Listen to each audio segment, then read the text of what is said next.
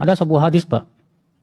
Hadis ini saya yakin antum semua nggak suka sama hadis ini. Banyak rakyat Indonesia tidak akan suka sama hadis ini. Nabi mengatakan apa? Kata Rasulullah SAW, sayakunu ba'di a'immah yahtaduna bi ghairi hadi wa yastannuna bi ghairi sunnati. Fasayakumu fihim rijal qulubuhum qulubus syayatin fi jusmanil ins. Faqila famadza ta'muruna ya Rasulullah?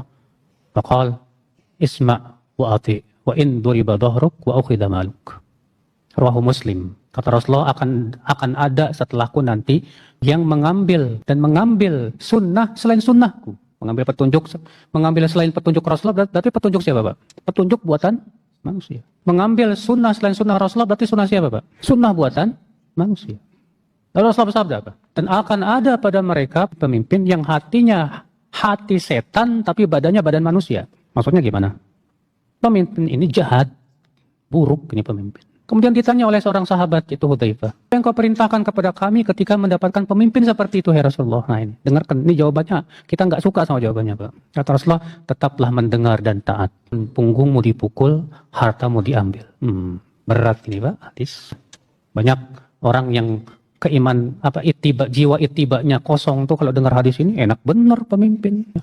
Dalam hadis yang lain, Rasulullah SAW mengatakan kepada para sahabat, akan ada mereka minta hak mereka dipenuhi. Yas'aluna haqqahum. Yu'adduna yas'aluna haqqahum. Mereka minta hak mereka dipenuhi oleh rakyat, tapi mereka tidak memenuhi hak rakyatnya. Apa kata para sahabat? Hai Rasulullah, apa yang kau perintahkan kepada kami saat itu? Kata Rasulullah, kewajiban kalian penuhi hak mereka. Adapun hak kalian, mintalah kepada Allah. Wah, ini lagi hadis. Ya, buat orang-orang yang awam gak bakalan suka nih hadis ini, Pak. Kok enak banget sih jadi pemimpin? Tapi itu perintah Rasul.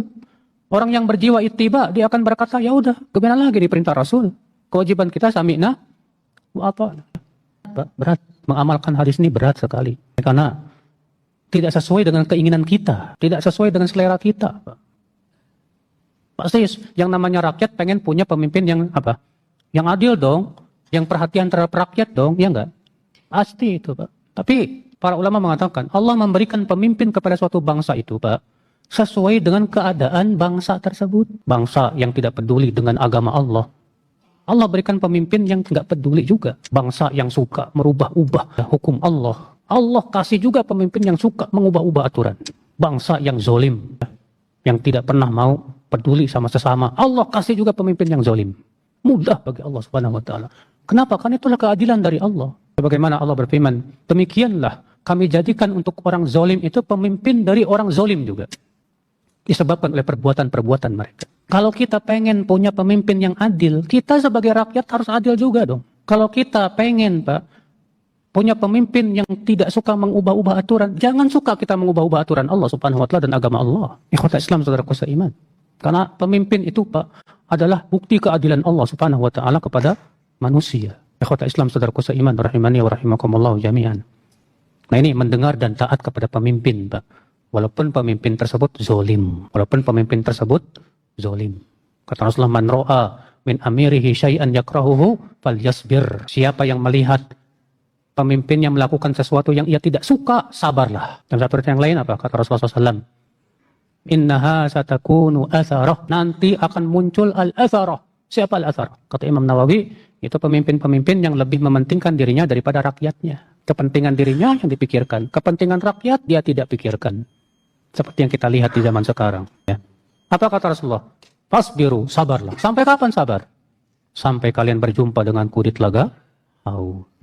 Kalau kita sedang berada di negeri kafir untuk suatu keperluan, bolehkah kita memakai kaidah hukum asal makanan adalah halal? Nggak bisa, Pak. Tergantung negeri kafirnya ini ahli kitab atau bukan. Kalau negeri kafirnya itu negeri ahli kitab, mayoritas di situ orang Yahudi atau Nasrani, maka kita bisa gunakan kaidah pada asalnya sembelihan ahli kitab itu halal. Sampai ada bukti yang kuat bahwa mereka menyembelihnya bukan dengan nama Allah. Tapi kalau negeri kafir ini majusi misalnya, bukan ahli kitab, sembelihan mereka halal tidak? Tidak halal.